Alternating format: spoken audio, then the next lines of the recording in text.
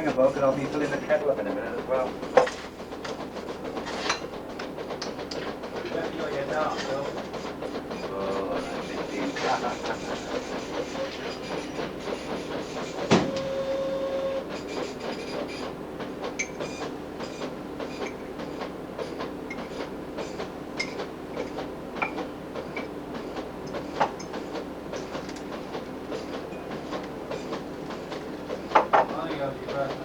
nothing but skipping in it.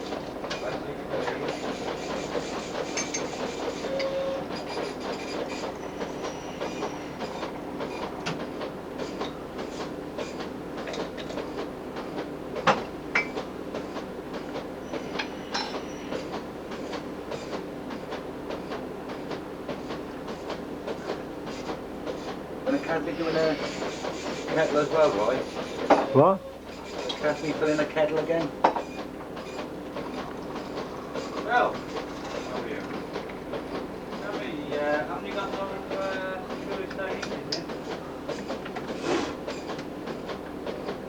Tomorrow, is it?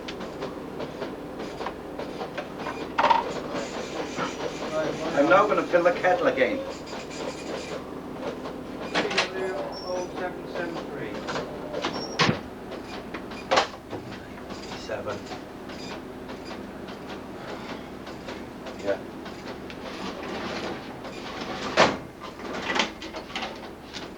You want to find out about that bees then? You must have had that bee, Spectre? You know, I said you phone Claire. No, I haven't got that.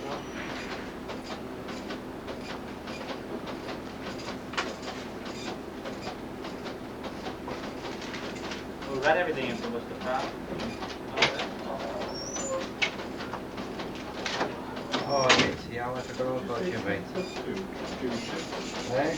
Would you say 10 foot 2, would you? Yes, I would. Don't swear out, because you're on Beagles about.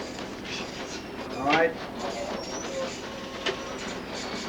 Well, you can take what you like, mate. There's no definite thing, put an 8 in if you like. Alright, cheers.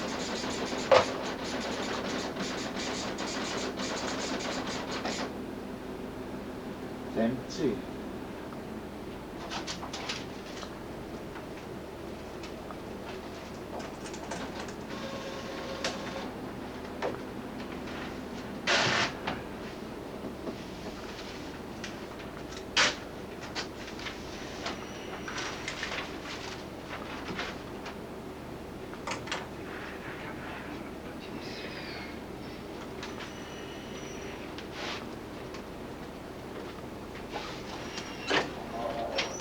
Stop it now, huh? Just it's a new toy, is it? Yeah. The first and only time you'll catch him bloody working. So we make it take it now.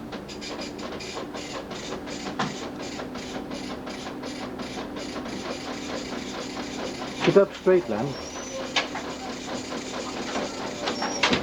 Straighten up. Straighten up. Ah, just like that. There you are. Finished once, I ran across the Yeah, that's all right. Mine was hard off, so it's finished now. There's two of you in here now. You've got a twin brother with you, and you both sort of heads are together. Alright. Ah, have a look through here. I told you there were 2 of us, didn't I? Have a look through there. Oh God! Yeah. Oh, funny, 2 of them in here. Oh no. There you are. God. Stop it.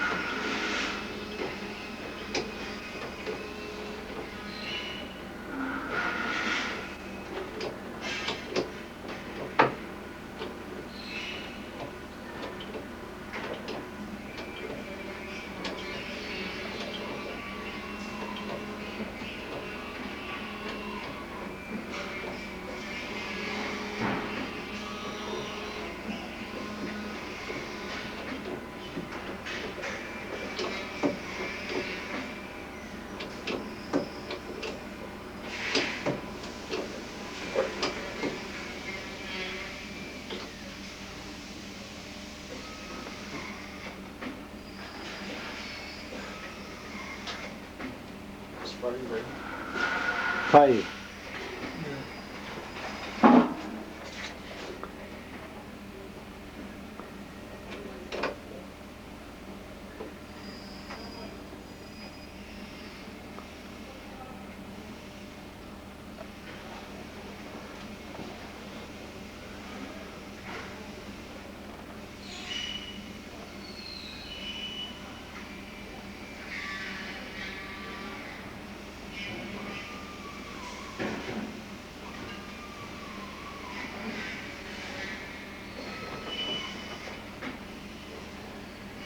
Always interesting to show people this film, sir. Oh. Always interesting to show people this film. Yeah. This is going to go now, explode. What's it up to now? 6.1. Do you remember that?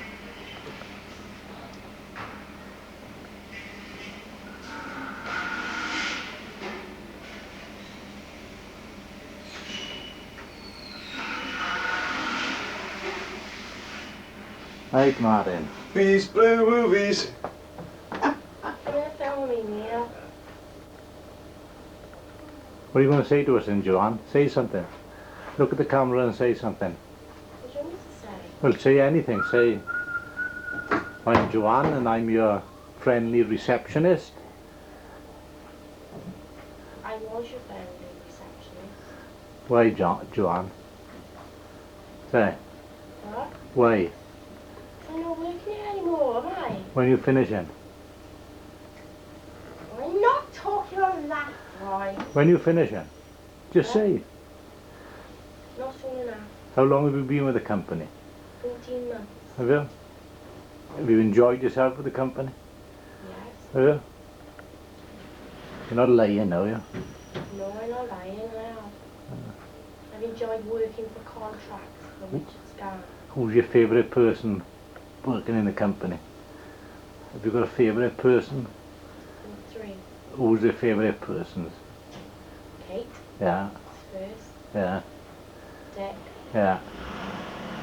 Alan. Oh. Bernie. Rodney. So is everybody on contracts? Yeah. Is your favourite? Oh, and Robert Spence. Oh, And Roy Isaac. yeah. I thought I'd have to Me drag. and Bat. I'd have to drag that out of you. What? I'd have to drag that out of you. Who calls me a dingbat? Huh? Who calls me a dingbat? What are you filming this for anyway, right? Who's going to be watching this? Me? Yeah? Probably the missus. Yeah? He's filming me by you. Take your clothes off then. Not through the shoulder. I'm your Pout your lips. friendly receptionist. Pout your lips, eh? Was? Aye. Do you think we're one? Right, that's for you, mate. Well, that's for you. And that's for you. All I can say is a good job Stevie. I'm making a tea again here, Roy, alright? Yeah. You take it home and show his wife tonight. The last time he was here with a video camera, he was flashing his bum, wasn't he, Roy? That's it, yeah. Stephen Williams. I think it'll be £7. Bloody Aye. yeah, can't. That's a good one.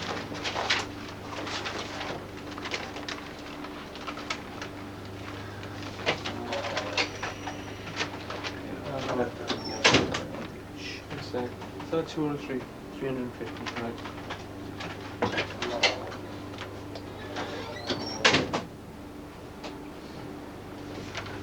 Look at him. You got it on a tripod. Look at it moving. This is very good. Look at those dogs in the back of the car. Just show up colour, Roy. Steve will be quite red when he comes in, isn't it? As you want to get a film of that, you do. What he says about red when he comes out. He's not there. He's downstairs.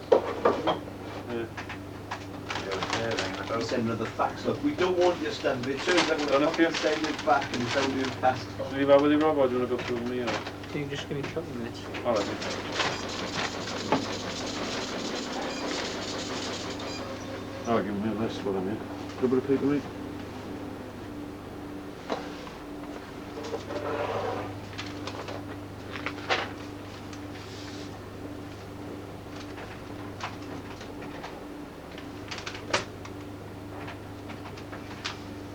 Can I give you a sample, mate? Let's give me 2 copies in future to keep all of yours as well. No, did I give you a facade? Spec. So feminine, mate. You've got there just Yeah. I know that, but I got some... Ah, there it is. No, it's not. It's in that pile. Yeah, shut up. Yeah, there's yours.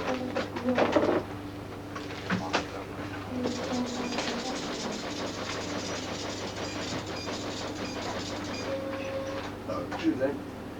Very bitter, like with Roy, isn't it?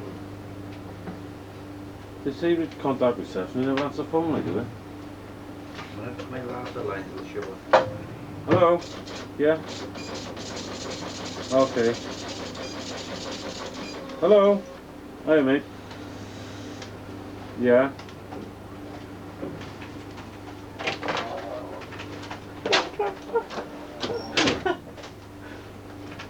George, Steve, Beatles about. So I'm going to pop over there to see what roast pattern you want, do I? One of them. In the vents. Aye. Yeah, it's alright. I'll have a look in and That's the way they do it. alright, alright, Steve, you want some roses in the showroom, alright?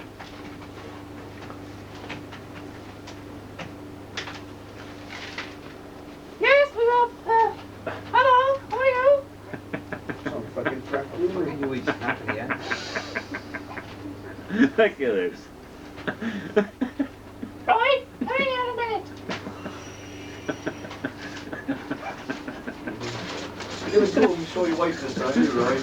What the fuck? Oh, they're coming to take me away. What do you want? Doing, right. Tape this now, right? Stick it on a video, stick it in this taping machine. This is what I gotta work with, lad. Animals. This is Neil fucking Fitzgerald. Flipping down, fuck him.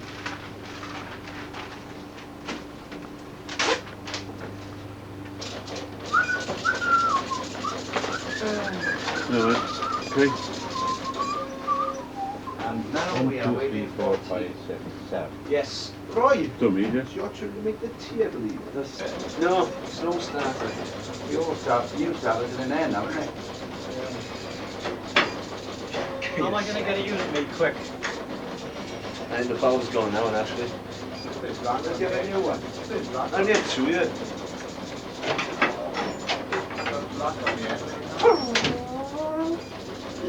So what we're saying is, I wanted the 2. he's alright, and I got 2 over there, you got 3. One other one. Have you got any more new ones now? Yeah. Over where? I'm going to send you So, ready. Phil, I've got... Phil knows about the unit, we? No, wiring on the whole unit.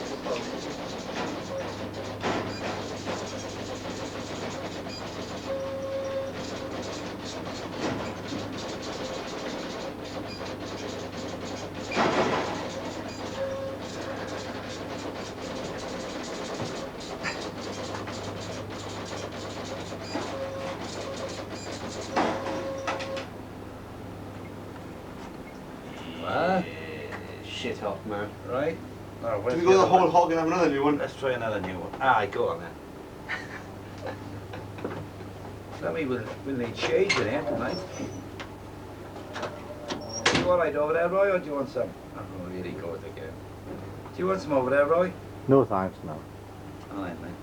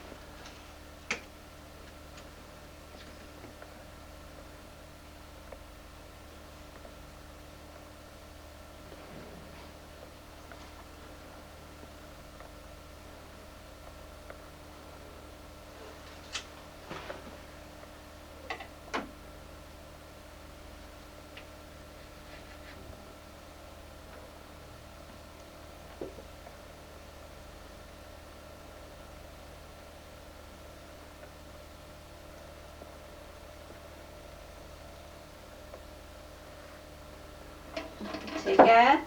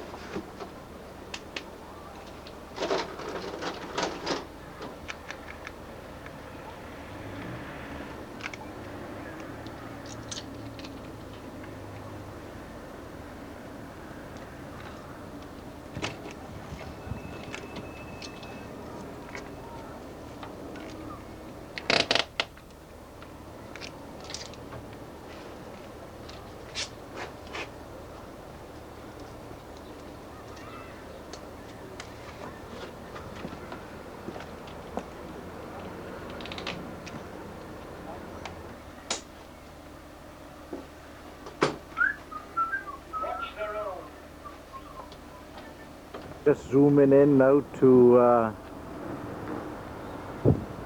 fixing problem where, as you can see, there's tiles on the side of the building, and whoever's fixed this window has left the old timber reveal on. Mrs. Bassett has just told me that she would have thought whoever fixed the windows would have put some plastic there, which is pretty obvious, I would have thought.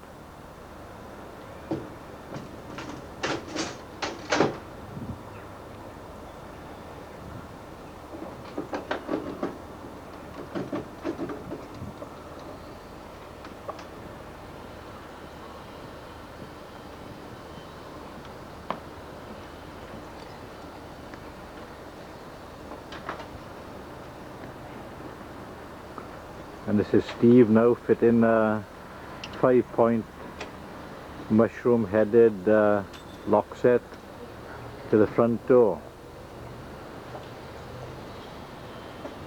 Here the front door where I've slackened the fixing off, I've cut the mastic and I've been able to tap a screwdriver in there, and the frame has moved away. So when Steve has finished fitting the lock, we'll check the dimension and patch the frame out accordingly. So that should eliminate this 2 to 3 mil bow which is in this frame.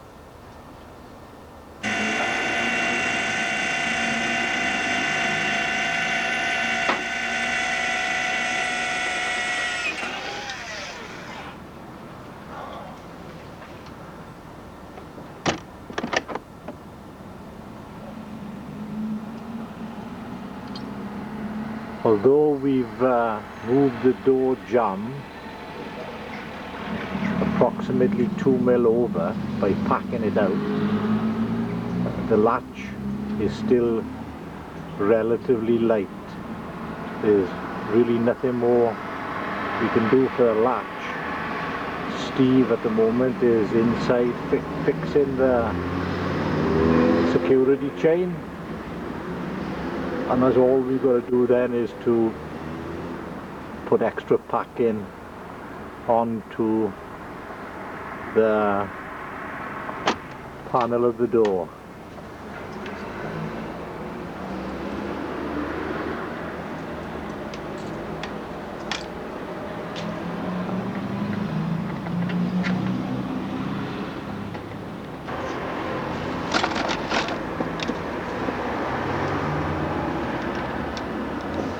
We're now in the process of putting packing between the panel and the door leaf, so that it'll take a lot of the movement out of the leaf itself.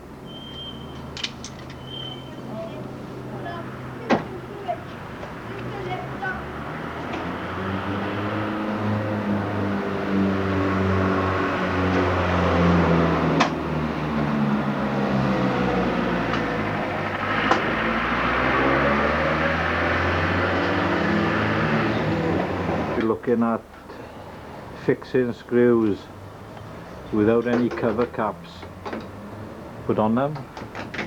Nearly every fixing screw on this installation doesn't have any cover caps, and as you can see, that top fixing is not as per the recommended British Plastics Federation guidelines for installation. That fixing screw is under the 150mm recommended distance from a weld. Even this fixing screw, which is on the latch side of the door, is probably just within the 6-inch dimension. Again, no cover cap fitted to the screw. Security chain fitted to the front door. This is it in its shut position. The next bit of film will show it with the door open and the security chain extended.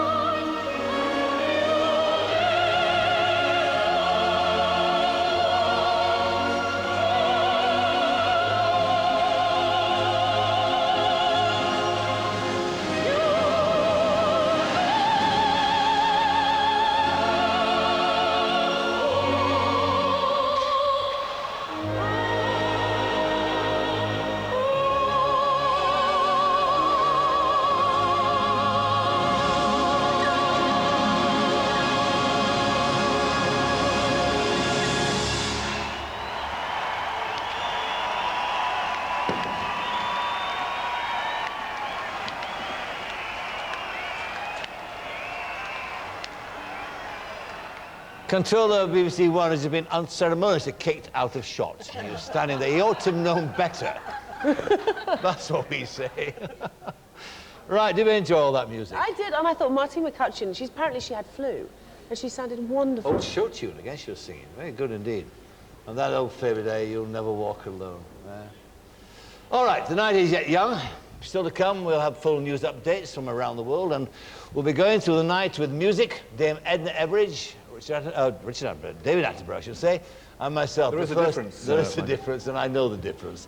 But first is the second National Lottery of the night, and this time I can tell you that at least 16 people are about to have their lives changed forever. Before we go to Dale Winton, let's talk to Tony Robinson, because he's got something to tell us about the lottery, sir. Yeah, this is about Camelot. They've donated their last Millennium Hours employees' payroll to the Children's Promise, like companies all over the country, and respect to them and all the companies that have done likewise. I've been out to Africa about 5 times now for Comic Relief and for various NGOs, and I've actually seen what the money that people donate can do. There was one time when there were kids lying in a hospital bed, and they were all dying, and each one was given a little pack of rehydration salts, 15p each one cost, and within an hour they'd come back to life. You know those little Japanese screwed up flowers that you drop into water and they come back to life? That's exactly what it was like. So all that money that we've got now, millions and millions of pounds, is going to transform their education, their health, clean water.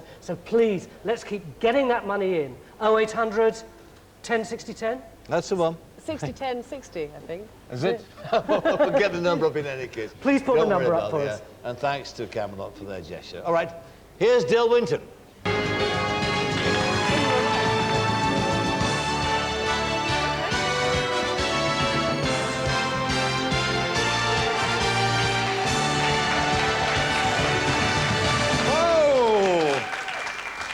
Thank you, Michael. Well, it's been chaos. You have never seen so many people breaking so many New Year's resolutions all at once. It's kind of like a cross between a Roman orgy and the first day of the Harrods sale. Well, here we are, the first National Lottery draw of the new millennium. Now, in the next 10 minutes, we're going to create approximately 16 new millionaires, a world record, and I do wish you luck. Now, for our second big draw 2000, we're going to use 4 machines. Now, the balls in these machines will generate a year from the last millennium, and from these machines, a year from the new millennium. Now, on the bottom of your Big Draw 2000 ticket, you'll find 2 years which the computer randomly selected for you. Now, if they match the 2 years the computer's come up with, quite simply, you've won $1 million. Now, our draw master, John Willen, has already started up the first pair of machines, so please, release those balls. Good luck, everyone.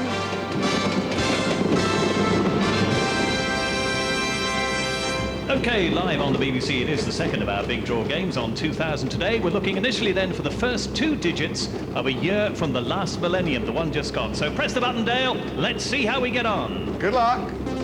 Here it comes. You need a first year which begins with this number, which is about to appear from our first draw machine. It hasn't appeared yet. It's about to. Here it is. The orange lights are on. 15, so we're talking the 16th century. It's 15. Right, let's discover the year itself. Dale, do the business if you would. Independent adjudicator Sean Fleet is watching your every move.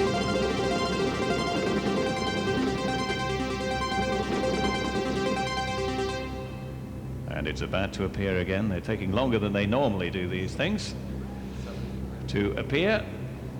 So we're talking 15 watt. As it's about to appear, we hope. Mother said there would be days like this. I blame Gabby myself. But there you go. Actually, Alan, I have to tell you, number 75 has already appeared. Ah, on another machine. So 75. Thank you very much, Dale. We're helping each other tonight, which is brilliant. So 1575. 1575 is our first year.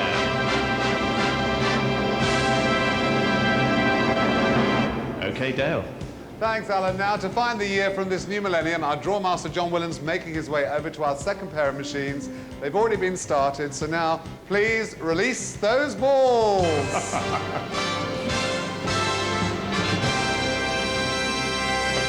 Well done, John. There we go. We'll allow the balls to be well and truly agitated inside the old windfall Wurlitzer. Dale, what we'll do is we'll find out the first 2 digits of our year from this new millennium. So press the button if you would. Thank you. First 2 digits. About to appear.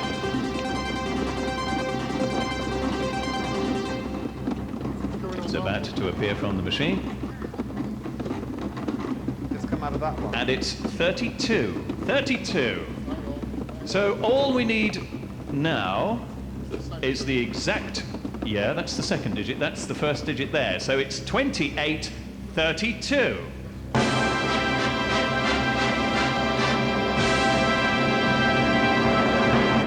Right.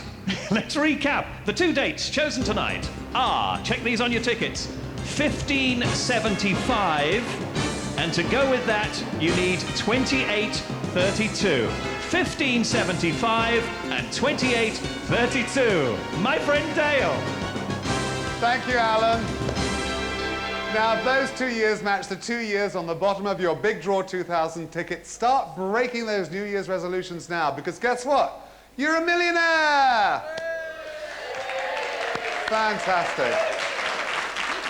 My congratulations to the winners, and may this new millennium bring all of you good fortune. Please join me tonight for a special New Year's Day edition of the National Lottery Stars with Westlife, S Club 7, Marty McCutcheon, and of course, another big draw.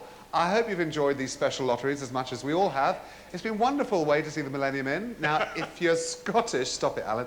If you're Scottish, of course, there's only one place to be tonight. And comedian Fred McCauley made sure he was there with an invitation to a very special party where you didn't have to get loaded to get loaded. Fred!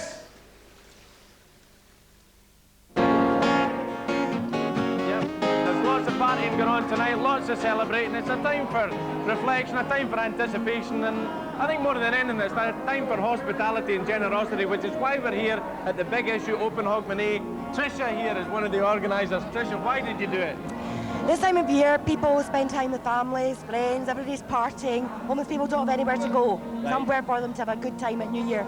Also gives them some time off the streets and gets them bits of other services. And so in the new year, hopefully things get a bit better. All done with the help of volunteers? All done with hundreds of volunteers, without whom we couldn't do. And we've got 2 of them here. We've got Madeline. Hi Madeline, how are you? Fine, thanks. How many years have you done this? This is my 3rd year round. Yes? Yeah. You enjoy it? I do, I love it, Fred, yeah. It's Making new friends here? Great. Every year, yeah, and reacquainting with old ones.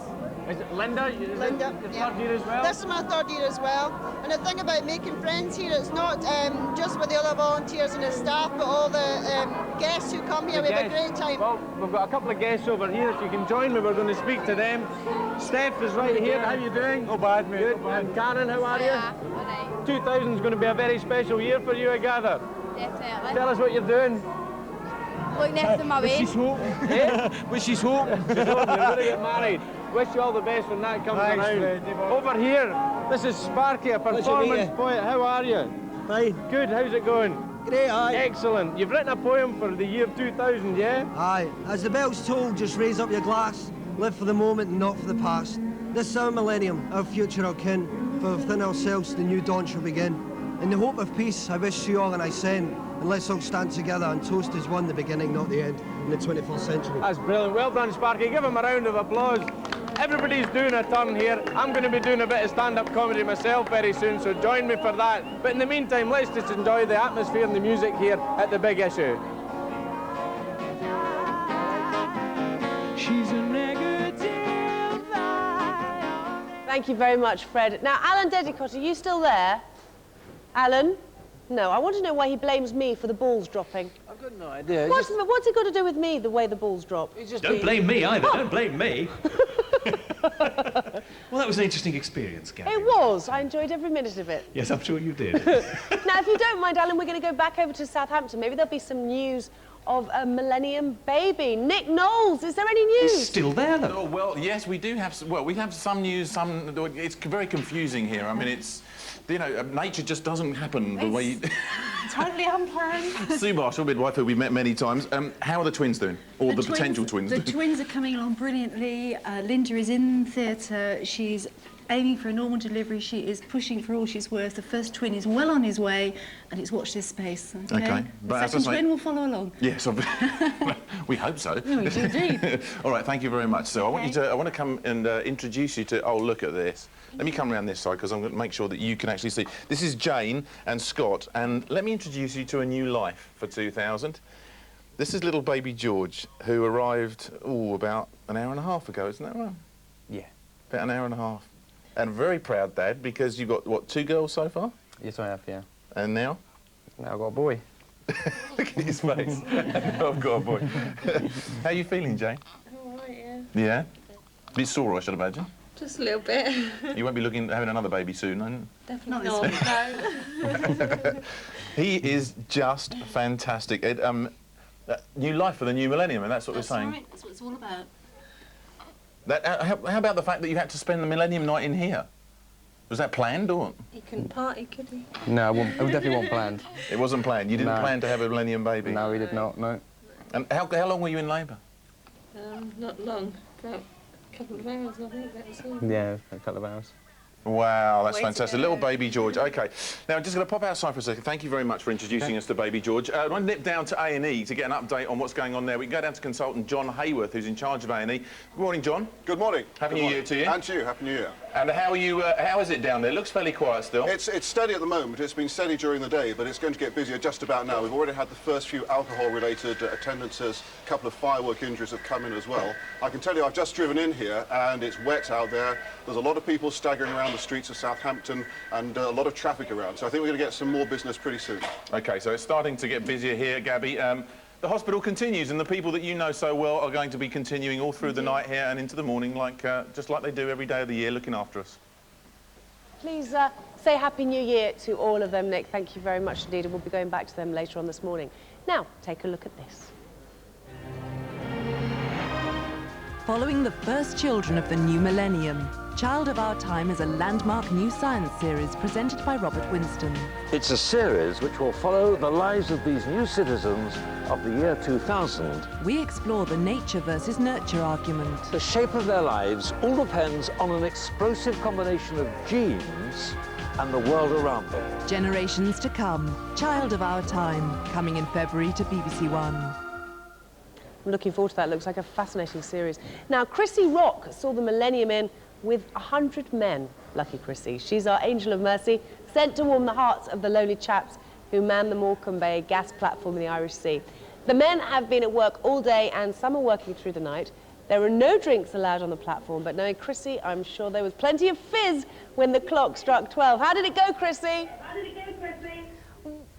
We've had a fantastic night here, and not a drop of alcohol in sight, so it just goes to show you don't need alcohol to enjoy yourself.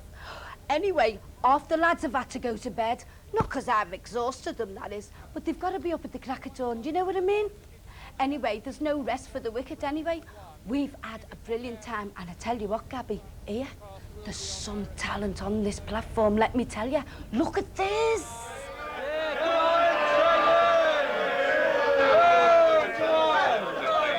Chrissy Rock handicapped race, the main event of the day. 2-1-2. 3 3s. Yes. 2 3s. Oh, yeah. 2 5s. Was his winning? How was his winning? 4 5s. Yeah.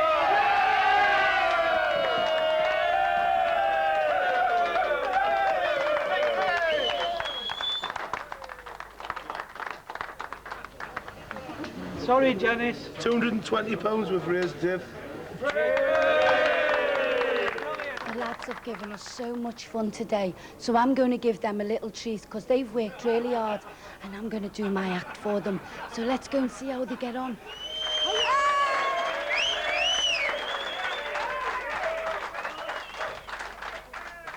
Any impudent men in tonight? See that? You can't even get your arms up either, can you? My husband's on that Viagra. I'm on Prozac, so if he can't do it, I don't care anymore. Are you married, love? You look miserable enough to be married, doesn't you? But you're looking at a woman here who's got 2 weeks to live. My husband's gone fishing for a fortnight. Oh, am I glad he's gone. I went shopping with him the other week, and what do you like, lads? We take you with us shopping, and it's like having a parrot on your shoulder in every shop, isn't it? How much, how much, how much, how much? And that's just shoplifting. Where's Nickel?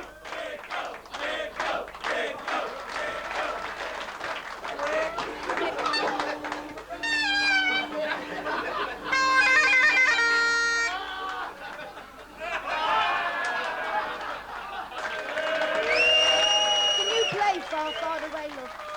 No, not here. Right back up on that heliport at the top. Let go! Let go! Let go! Let go! Let go! And they're going to sing a song now. We've got Wet, Wet, Wet.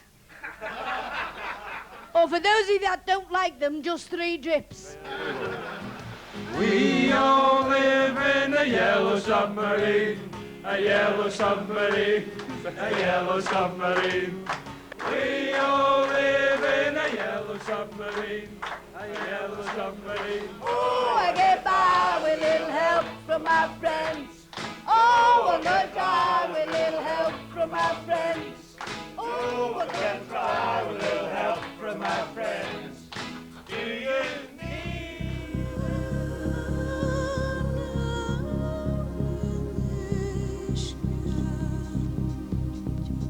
In one revolution, in one day, we bring you the world.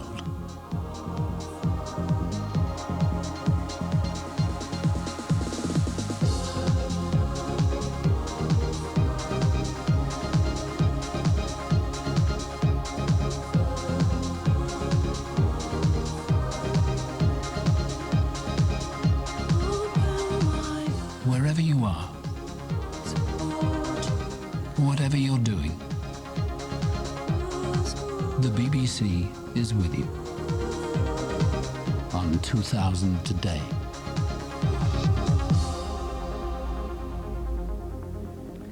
Okay, now call me Alan Dedicoat just for the next few seconds because I'm going to recap the lottery numbers.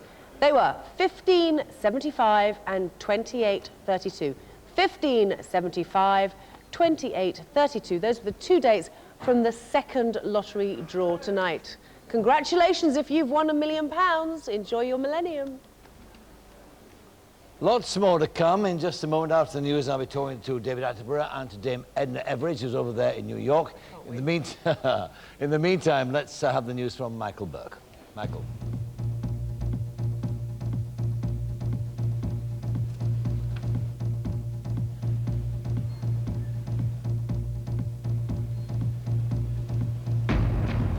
It's Saturday, January the 1st, the year 2000. Big Ben at midnight and a celebration like no other. Fireworks and festivities the length and breadth of the land. One other headline, Boris Yeltsin has resigned as the president of Russia.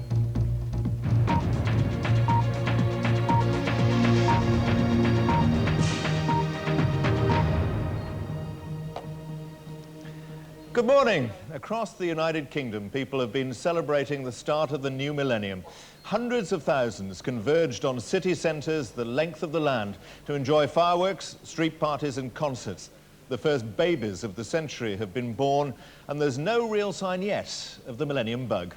According to police, the festivities have passed without any serious problems.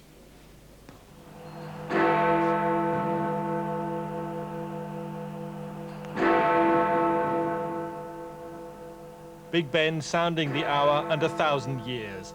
The queue for London's biggest light show. 29,000 tons of fireworks hurled into the sky. £1 million happily up in smoke.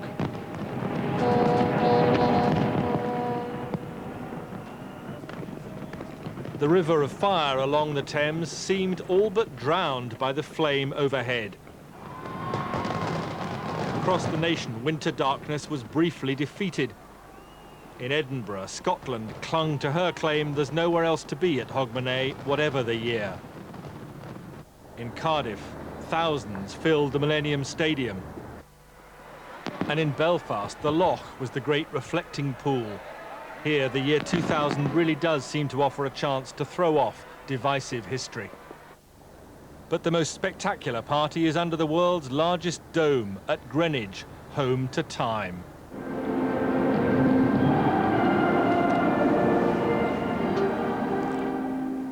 The Queen linked arms with her Prime Minister, welcoming the new year in a huge crowd for the first time, sharing the moment with thousands of people.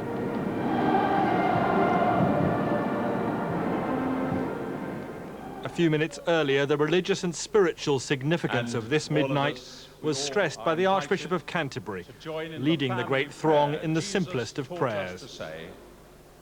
Our Father, who art in heaven, hallowed be thy name. Thy kingdom come.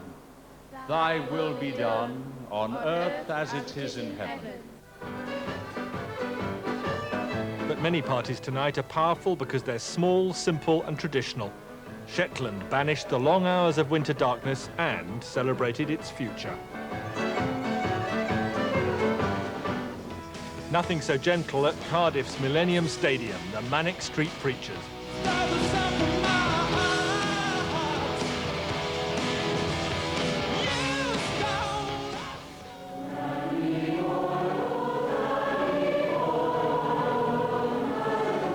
In Ireland, music and ceremony had a more profound purpose. John Hume, one of the creators of peace, was in Derry for a musical link-up across the border to Dublin. The new year really does offer new possibilities.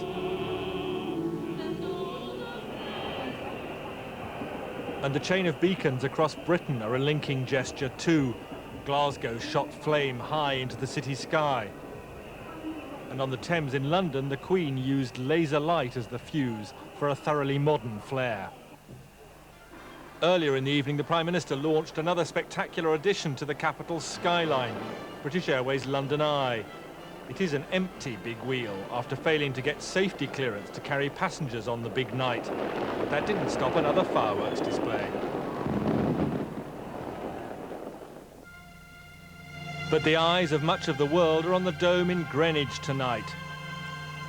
Hundreds of performers are giving what they must hope are the performances of their lives at the party of 1,000 years. James Robbins, BBC News. Around the world, billions of people have been joining in the biggest party in history. From the first celebrations on the islands of the Pacific to the capital cities of Europe, there have been spectacular ceremonies to herald the year 2000. It began on the far side of the world and came from the east. Midnight in Sydney, Australia, 20 tons of fireworks watched by a crowd of more than 1 million in Sydney Harbour.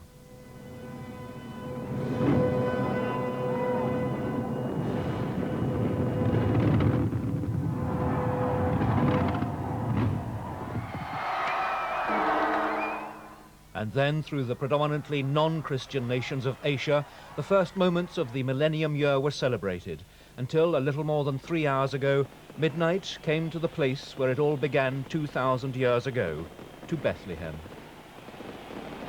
In Manger Square, the birthplace of Christianity, 2,000 doves of peace were released. In Egypt, thousands congregated at the pyramids, monuments constructed more than 2,000 years before the birth of Christ. In South Africa, Nelson Mandela visited the cell on Robben Island, where he was held for much of the 27 years he spent in the prisons of the apartheid regime. He lit a candle, symbolizing the hopes for a better tomorrow for Africa and the rest of the world. The midnight hour approached Europe. In Athens, celebrations centered on the ruins of the ancient Greek temple, the Acropolis. At the Brandenburg Gate in Berlin, Germany closed the door on a turbulent century of war and division. At the Vatican, Pope John Paul appeared to express his New Year good wishes to men and women in every part of the world.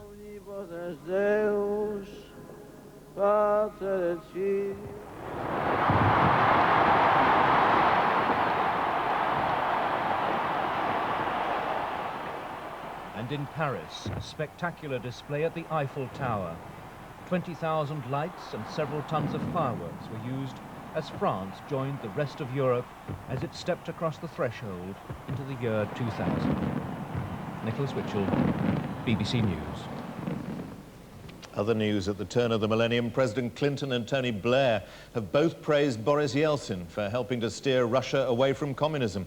Mr. Yeltsin resigned as president this morning, telling the Russian people that he'd done all he can. He named the Prime Minister, Vladimir Putin, as acting president until elections next March.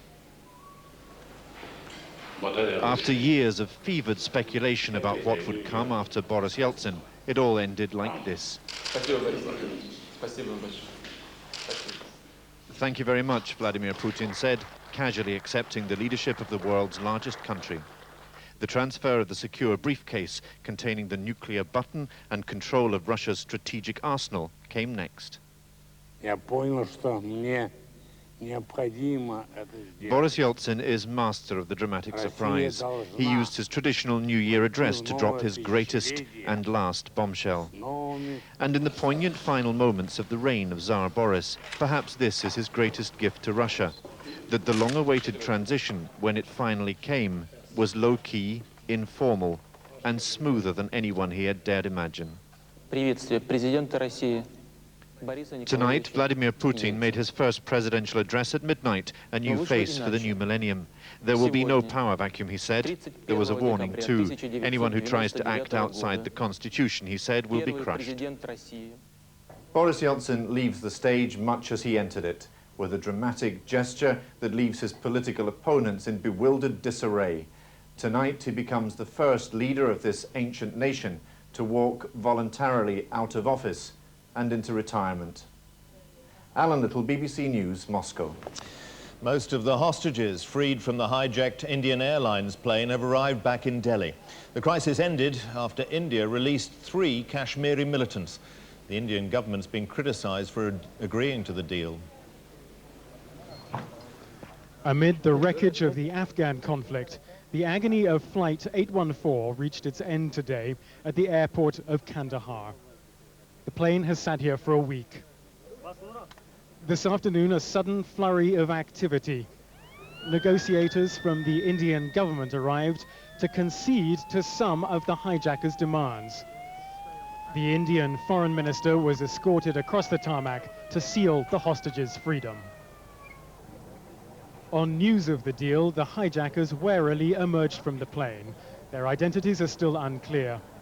Under the deal, this man and 2 accomplices go free. The hostages were whisked to another waiting airliner to be flown to Delhi.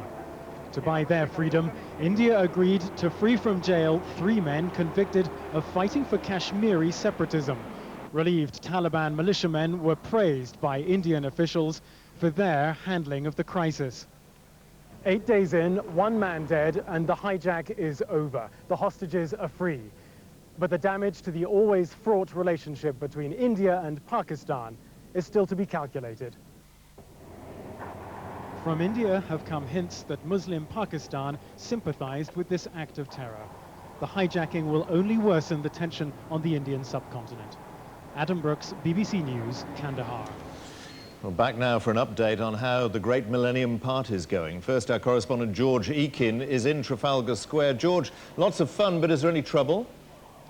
No sign at all of any trouble, Michael. People are beginning to leave. As the deadline approached, it seemed everybody here, and there were some 60,000 of them, was letting their flash gun off. A huge atmosphere, and then the firework display, something which, as the fireworks detonated rather like an artillery barrage above us, Nelson on his column can't have seen the like of it since the real Battle of Trafalgar. We really were agog. People stood with their mouths open, gazing at the sky. That firework display is obviously now over. It's raining quite hard now, and people are beginning to filter away from Trafalgar Square quite quickly to catch the transport system, to catch them home if they can.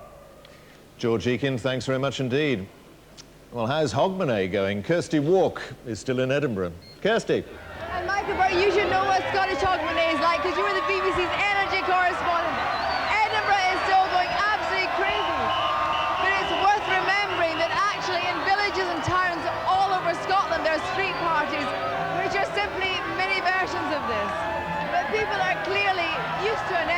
Hogmanay party, who have decided to make this Millennium Party a night to remember. I mean, I imagine these crowds will still be here for the next 2 or 3 hours because they're in a party mood and there's still a long way to go. There's still ceilidh bands playing, there's still revelers in the street. And there's still a lot of very strange hats out there. So maybe another Hogmanay, you'll be in Scotland again, Michael. Kirsty, thanks very much indeed. More stamina up there, I think. Well, that's the end of my stint. Can I wish you personally a very happy new millennium? I'll leave you in the just as capable but rather more delicate hands of Sian Williams. Sian. Oh, I'm charmed. Thank you very much. I'm not sure whether he's disappointed or relieved to go. What do you think, Gabby? Probably relieved. Do you can have a glass of champagne now. Yeah, and well, a nice welcome. kip. Thank you very much. How, it's nice to be how long here. are you going to be with us for? Oh, ages and Until ages. the Overnight, basically. Lovely. So lots more midnights, some sunrises. Brilliant. So it's going to be good fun. And I'm going to be bringing you, obviously, all the latest news updates as well. But first of all, I think we need to find out what the weather's going to be like for tomorrow, for New Year's Day, and cross over to John Ketley. John, what's it like out there? Thanks, Sean. Well, I think most people have been very lucky around midnight. Actually, the band of rain that was around on New Year's Eve across the north in particular actually swept away during the course of the day, so things have changed as we've gone through the past few hours. We saw that band of rain narrowing as it's coming to the south. And that line of rain now is affecting the London area, as you can see. But we're not seeing too much at the moment on the graphics because it seems to have failed on us. Maybe it's the bug, that famous bug that Peter's been talking about. So we're not going to change the charts at all. But I can tell you that by the morning, most of that drizzly rain will have cleared away from all but the southeastern corner of England. A few showers coming to the northwest of Scotland. It will turn chilly. There could be some fog around, some icy patches out on the roads as well if you're dashing home in the next few hours across more central and northern parts of the country. And then as far as tomorrow's concerned, New Year's Day itself, it looks like being pretty good for many. Lots of sunshine around. We should see a good deal of fine, bright weather, but there will be some wetter weather again rolling into western Scotland. Not too good up there. And we're going to find for Sunday, in fact, that things do change once again. We'll see a band of rain then lying across Northern Ireland and southern Scotland. That'll tend to push northwards again. It'll be pretty chilly.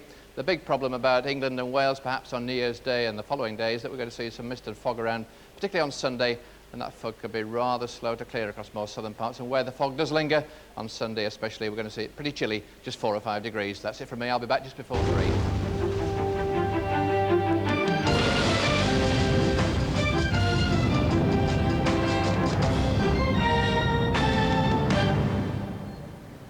Now, this is a bit of a dream for me, because he's a bit of a hero of mine. So I'm delighted to be able to introduce the very first Parkinson of the new millennium. I hand over to the one and only Mr. Michael Parkinson.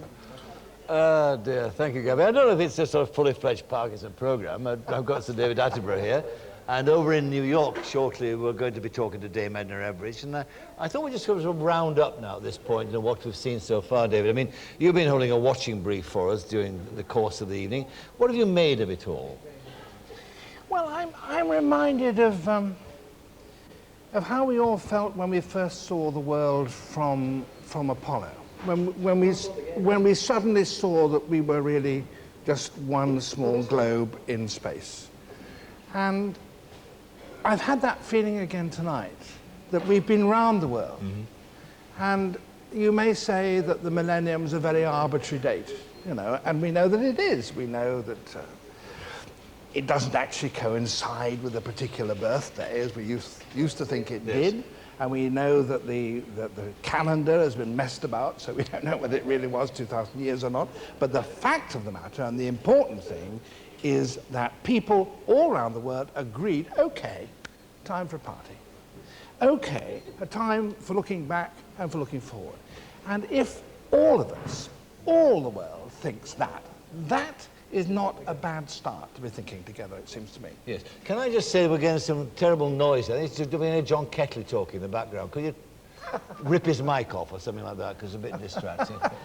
So it has a significance then beyond the firework display and the Well, I think so. Yes. I mean, I truly think, see, after all, I've been sitting up there looking at pictures coming from India, from China, from all over the place.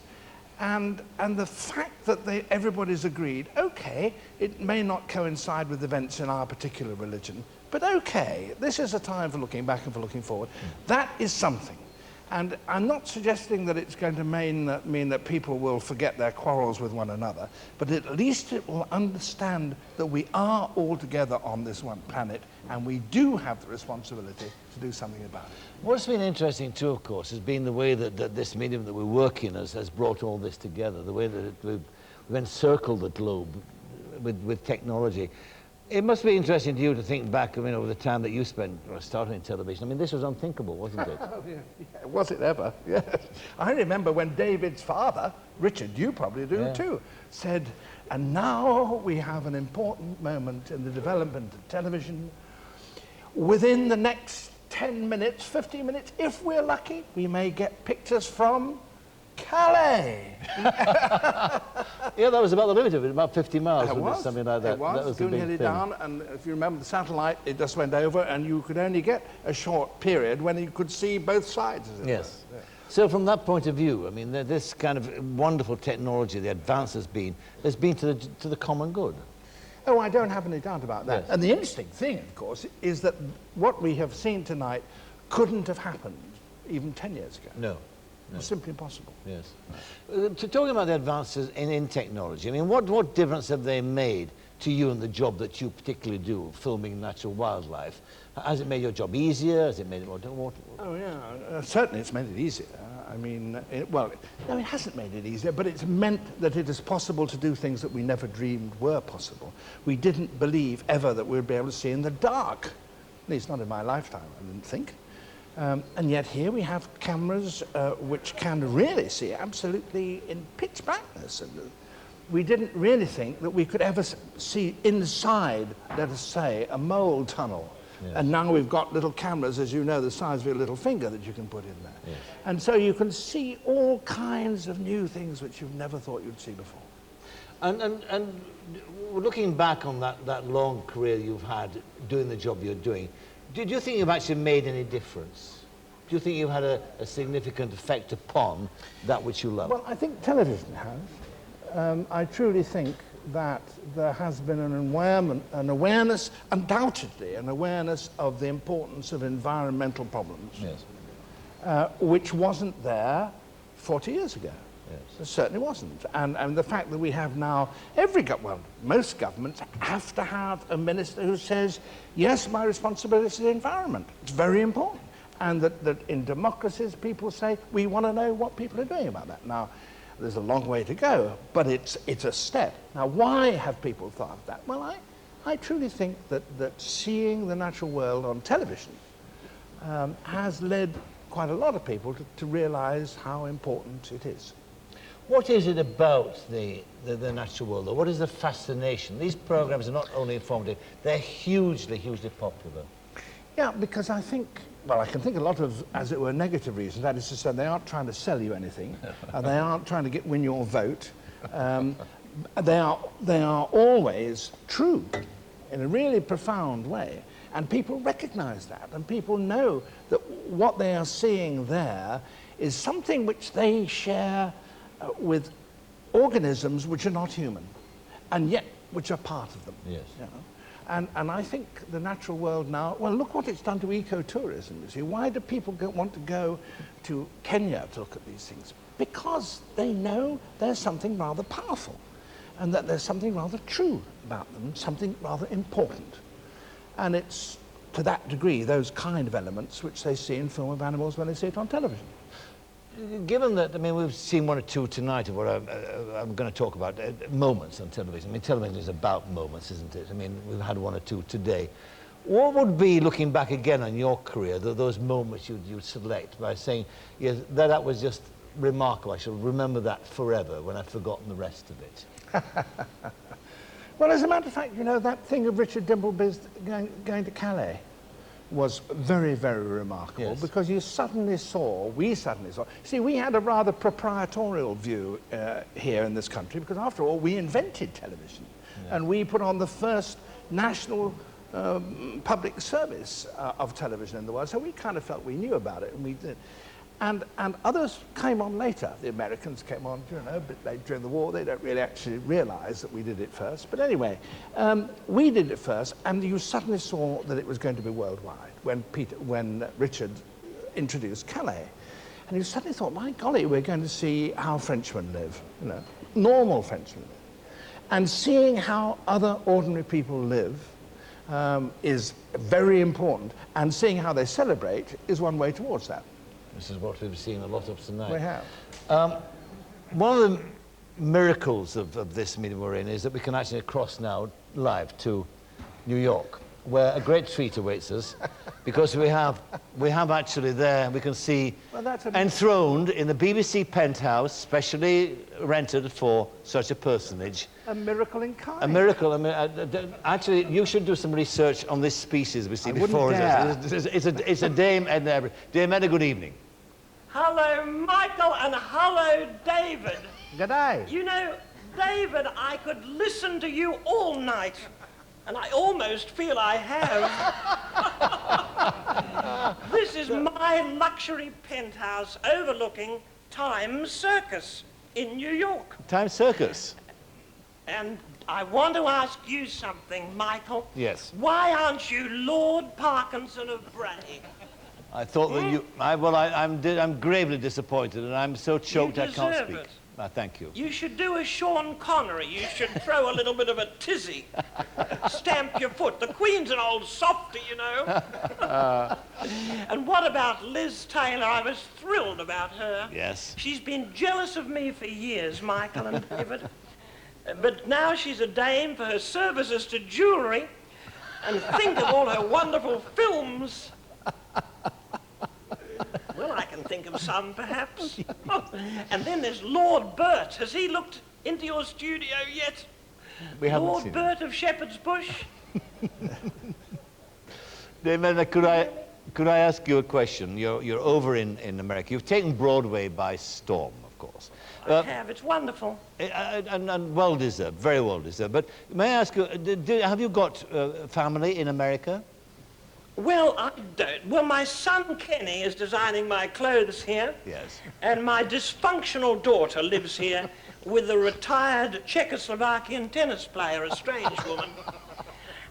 But I've done something very special and very millennial, David and Michael. You see, I've imported my mother, Gladys Beasley, from Australia. Here she is, for the first time on television. My mother. Can you see a superficial resemblance?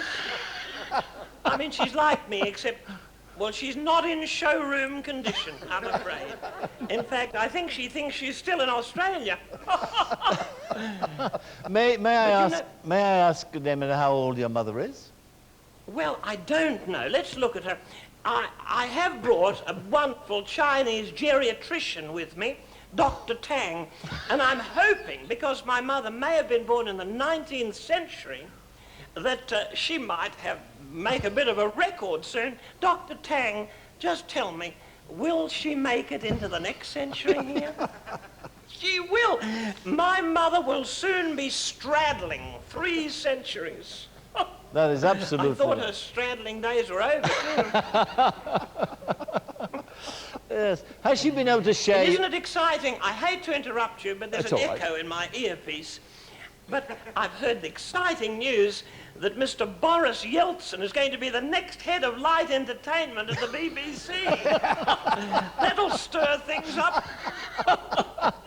He might revive that old age tradition of alcoholism. Who knows? Now, we're all in a reflective mood here. Of course, Dame Edna, is she all right? Yes. Your mum, she's... A moment of tenderness, that's all. A moment of tenderness. How did she manage in such a frail state to travel to America? Well, first of all, she didn't know she was leaving the facility. She's in a maximum security twilight home. But I had holes in her box, so it was very comfortable, really. Now, since we're in this mood to sort of look back and forward, I'd like to get from you, as an icon of the 20th century, your own view of some of the great people, the great names, your great heroes or heroines of the 20th century. Well, I would have thought Mrs. Thatcher or Baroness Thatcher, Doris Day, Germaine Greer, Boadicea, Eleanor Roosevelt, Gertrude Stein, Joan of Arc. That's just the ones that spring to mind. Joan Bakewell. And of course, me. Of course you, yes. Of What course you. falsely modest woman I'd be if I didn't mention myself, Michael. Well, what about people to watch then in the 21st century? Who would you recommend that we keep an eye on? Well, I'm not sure of the young people's icons. I'm not sure that Madonna belongs in the 21st century. She's a little bit, I won't use the word passé, it's cruel. But I mean, perhaps Esther Ranson, do you think? Ah, that's interesting. Or Claire Rayner. I've always watched her with tremendous interest. What has life taught you about happiness and contentment, Dame Edna? Well, I've learnt a few lessons along the road, and this will interest you too, David. Are you still there, David? I certainly am, hanging on your every I word. haven't heard a word from you. No, well, I'm naturally modest and quiet. You're adorable, and the animals think so too. I know some animals who prefer you to Rolf Harris. Not true. Not many. No, not no. many. But, you know, one of the mistakes I've made has been that I've devoted too much time to my family and not enough to myself. Yes. Yeah. And I think life is an experience of creative selfishness. I'm going to devote the next century to me. And that way, I'll be able to help others more, I think. I bring a lot of joy into the world, and you do too. There are women out there still adoring you, Lord Parkinson, as I call you. Women who like a man who looks as though he sleeps face down on a chenille bedspread. Now, how have the Americans taken to you? Because I would imagine that your very presence was a bit overwhelming to them. It was. Yes, they're very conservative in America. Yes. Very conservative. And I gave them a little bit of a jolt because political correctness is not my forte. I speak the truth. I'm Jill Blunt. And they've come round to me. They really have embraced me, and that's beautiful because I see America as the Australia of the future, Michael. And the Australianization of the world is something that was pretty apparent, wasn't it, during those millennial celebrations. But what I want to know is you're in the 21st century. Yes, true. And I'm still in the 20th. Yes. So how does it feel? Has your cell phone exploded? Has that KY got to you? Have you had any trouble with the KY bug? Have you? Not yet. You're still... The computer at the bank is still working, I hope, Michael. Yeah, You're still is rich, are you, working. darling? Yes.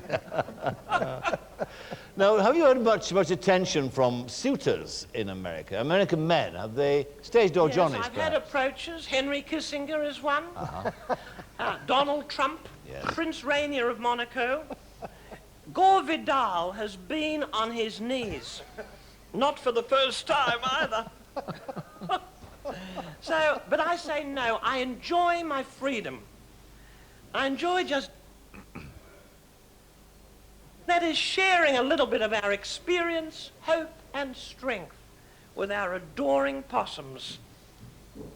Now, your mother keeps... She's there, and I can't quite make out... She's partially here. Is she understanding what's happening? Are you understanding what's happening, Mummy? I think she is. As a matter of fact, don't be deceived. She's an artful woman, and she's as strong as an ox, Michael. She'll outlive all of us, I think. Yes, indeed. All right. Well, David Attenborough, what do you think about this this first meeting you've had with Dame Edna? Well, she is, as she says, younger than us, Yes. in that she's still living in 1999, but she's really remarkably well preserved, isn't she? For even so. I am. I think it's just because I think nice thoughts. Really? Really? Is that what makes your hair curl? Well, I was born this colour, and I only now realise where I got it from. My mother dyed her hair brown for years, and I was a lonely child. I thought I was an isolated case. And now I find, since I've cut back on her hairdressing at the hospital, that this is her natural colour. She's been deceiving me all this time, Michael. All right, well, Dame Edna, can we come back to you in just a moment, because we've got a rather special sketch here that we want to put in first of all. This is featuring French and Saunders, two other people who you admire inordinately. I adore them. You do, I know that. I'll be watching them in the 21st century. Well, indeed, okay. Let's have a look at this special sketch then, them at the Dome. Oh, dear. Wow, this tired old ovum certainly needs a cup of tea. Oh, yes. Fibre. Nothing like it since the dawn of time, as we say here in the Millennium Dome. You're never off your feet when you're an ovum, are you? Where is this hard hat area, then? Oh, it's the dome, the entire dome. Oh, right. Yes. It's not finished yet, you see. Not finished at all. The Millennium Dome. Yes. Millennium. Yeah. Ah, when is that, then? Do you know, I'm not exactly sure, but I'll tell you something. I am not going to look at it directly with my bare eyes. No, oh no. Look at it through a bucket of water. Yes, yes. I hope it isn't cloudy. It'd be awful to miss it again. Yes. Oh, yes. I'll be back for you in a couple of minutes. If, Thank you very much. It gives me a chance to work on my speech. What? What? What? She's not wearing a hard hat. Oh. Oh, goodness. I know exactly who that is. That? It's the thinking man's tart. Carol Doberman! Yes! Come on, come with me. Hello. Would you mind if we just sat amongst you? Excuse our attire. Yes, we're eggs. Yes, we're eggs.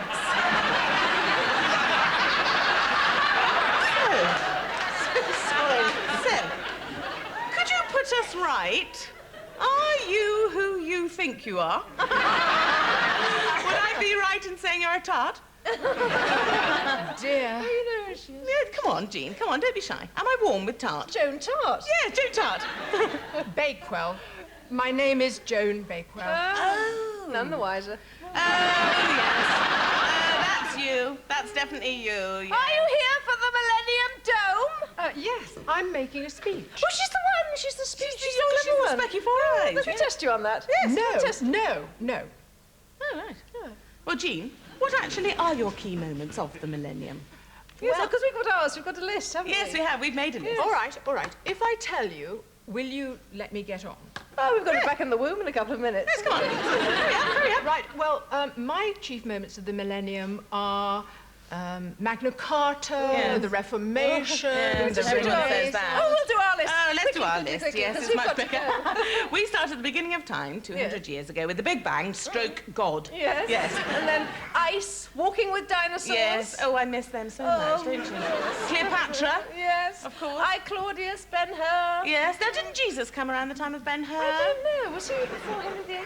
I am, Henry VIII, I am. His 9 lives. Yes. The Randy Beggar, wasn't it? Yes, and that led us straight to, of course, the lovely bonnets and Mr. Darcy. Jane Austen period. Yes, yes. And then we went on to the Shakespearean period, didn't we? I thee thus get hence. Yes. Glorious food, Mr. Bumble. Yes. That was the Dickensian period. Yes, that's still on in the West End. Is It's it? lasted, hasn't it? Yes, and we went straight to the Forsyte Saga. Edward and Mrs. Simpson. Caprice. Teletubbies. Robbie Williams. How to be a millionaire. And there we are, bang up to date, Jean. You know, that is a very concise chronicle as far as it goes, but perhaps I could make a comment or two? Yes. I mean, the Big Bang happened millions of years ago, not 200 years. By whose watch?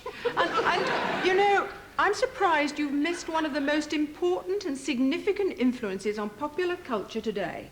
Oh. I mean, for lyricism, for its combination of music, movement, symbolism, I refer to the phenomenon known as steps.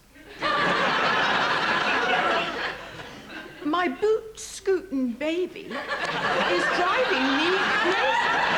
My obsession for a western, my dance floor date, my rodeo, my cowboy guy from head to toe.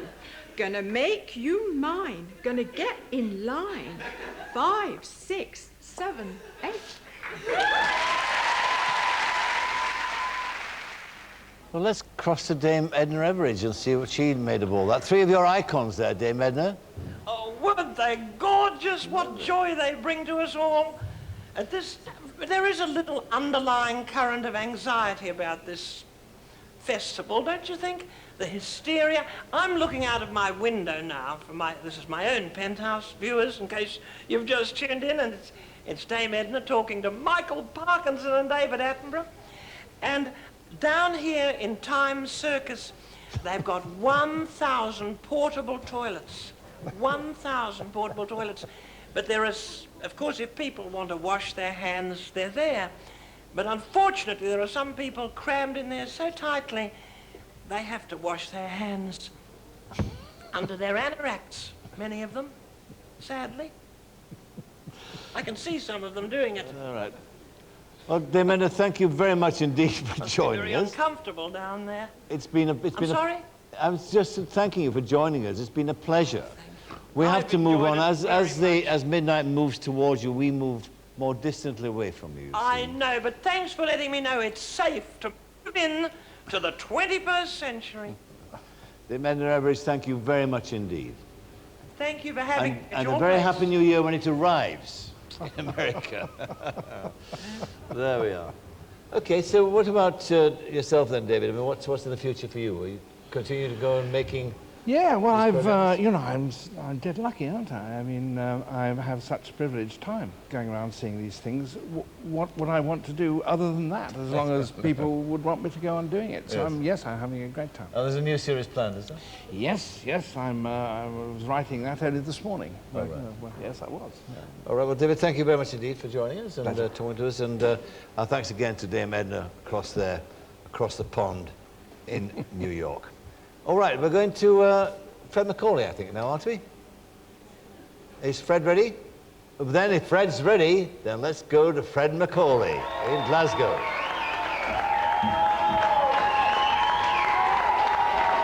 Yes! Thank you! Thanks very much. How are you doing? Isn't it great? We're in a new millennium. It's fantastic, isn't it? And there's people in Scotland can't even pronounce millennium. They don't even know how to spell it. There's people in Fife over there celebrating the new linoleum. And I've got to tell you this, I was a wee bit worried about coming on here and asking how you were, because you're a Scottish audience, aren't you? And I've seen Scottish, I saw Jules Holland in Perth last year. A Sunday night is fantastic, isn't he? Oh, and he's hooting Annie's fantastic, apparently. But he bound onto the stage and he said, "Ladies and gentlemen of Perth, how are you doing?" And they all went, No bad, actually, Jules. How you doing yourself? You just got on with the singing. I'll maybe take my sports jacket off in a wee while. Actually, I was in tune anyway. We went for some heat earlier on. I had a bottle of that Michelob. It was bloody expensive. It was about 5% alcohol. Well, it was you that asked.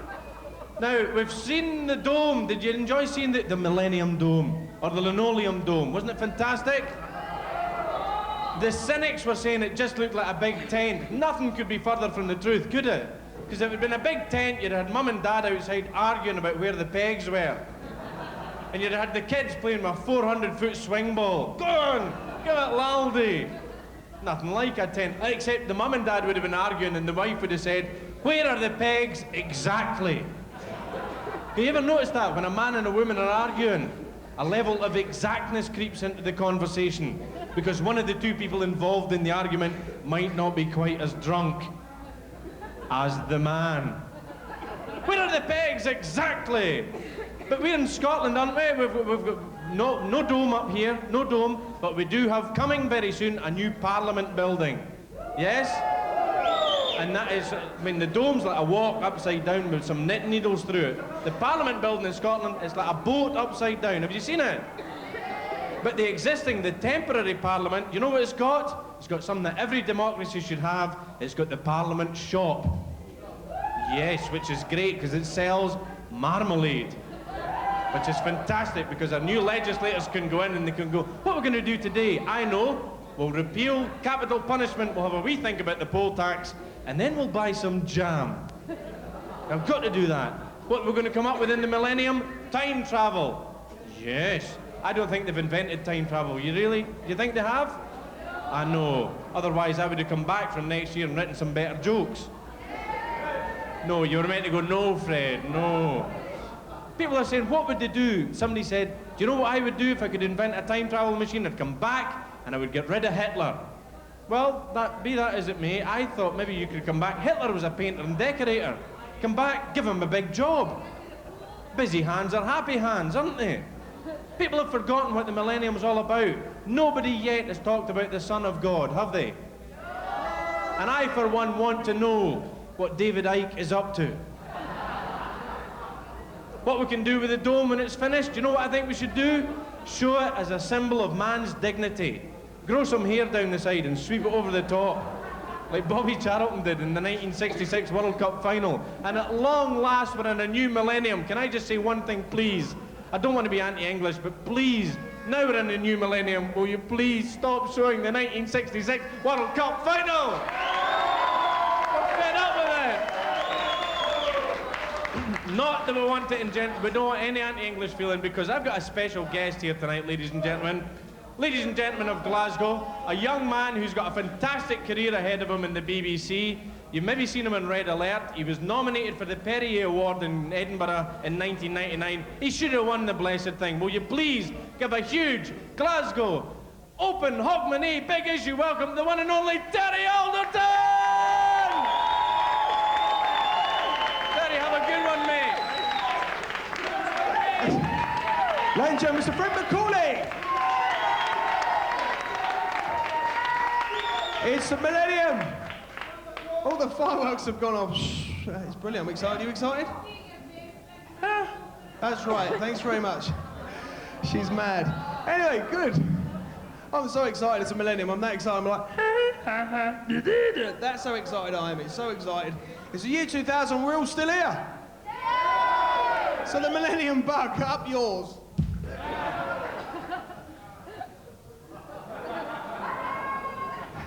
It's a joke. Anyway, so it's going to be, nothing's going to change in the millennium, nothing's going to change. What's going to change? Nothing. Petrol prices will go up, that better be true. And the other thing is, wagon wheels are going to get smaller. I'll definitely say that.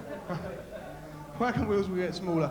But there is one thing that will continuously happen in any millennium, any time, is that Beckham and posh bars will be on the front of every paper for the rest of our lives, right?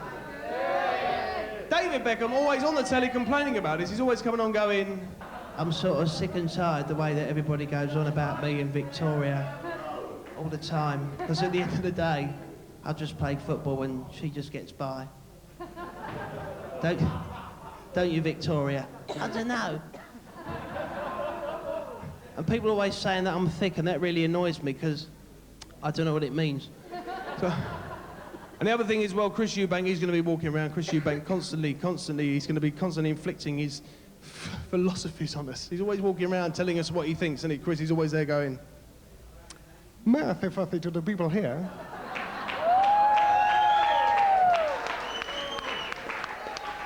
That this is a time in our life that people should take time to understand what this thing they call the year 2000. This is a celebration of the man they call Jesus of Nazareth. listen, I'm Naz, I'm the best, there's only one Naz, I'm the greatest, I'm the best box, I'm the best fighter, I'm a good-looking boy, I'm the greatest, man, believe that. Oh, baby. I'm the prince and I'm gonna party like it's 1999, Adidas. You see, nothing's gonna change. It's still gonna be hardcore, everyone's still gonna be going out, having a laugh, it's gonna be cinemas, it's gonna be restaurants, it's gonna be nightclubs, right? And typical nightclubs, not that type of nightclub that we all love, the one that goes... Not that. Or that one. I'm talking about the traditional nightclubs where every DJ in the world will carry on speaking in that DJ voice. It doesn't matter if you come from Scotland, England, Wales, or wherever, right? As soon as those DJs get on that microphone in nightclubs, they do that one generic DJ voice. That one that goes, yes, hi, my name is Kevin 9045, so I'm playing Come and See Me, I'm the DJ. Yes, this one is George Michael's Shut That Door. Same bloke. Listen, now, hey, listen, man, listen, let me tell you a thing, right? You know that thing, you know? We could do that one as well, you know what I mean? It don't matter where it comes from, you know what I'm saying? Respect. So, I don't know what that was about, actually. So anyway, the DJ, right? Same bloke, that same bloke, the one who goes like that, he's the same bloke at the water at a fun fair, right? You get on the water at a fun fair, I swear the DJ will come on and go, yes, hold tight, hold tight, hold tight. Is he taking the mick, this bloke? The best bit is exactly that, is when they go, Sprinkles if you want to go faster. And if you do want to go fast, at the water at the fun fair, just go, oi, Jippo, spin it! And you fly around. And the other thing that no one change either, blokes will not get tact, right? Blokes have no tact at chatting out women in nightclubs, right? Blokes can't do it. You go up to a woman in a nightclub, the girls you've gone out for a nice drink with your friends, the blokes are useless, right? You're staying at the bar having fun, we come up to you going, hello, do you want a drink? Would you like a drink? No, I don't, go away. Oh, come on, it's 10 to 2, you're my last chance, right? Blokes have no tact, right? I'll tell you something else that happens, okay? If two blokes see two girls at the bar they fancy, right, they're not discreet about pointing out the girls to each other. They won't go, oh, Matthew, she's rather splendid, isn't she, that girl over there? Oh, yes, lovely. It's more like this. Here, Matt, look at her. Lovely! All right, do you want some of this, do ya? You see, the girls have got it sus. They do it with...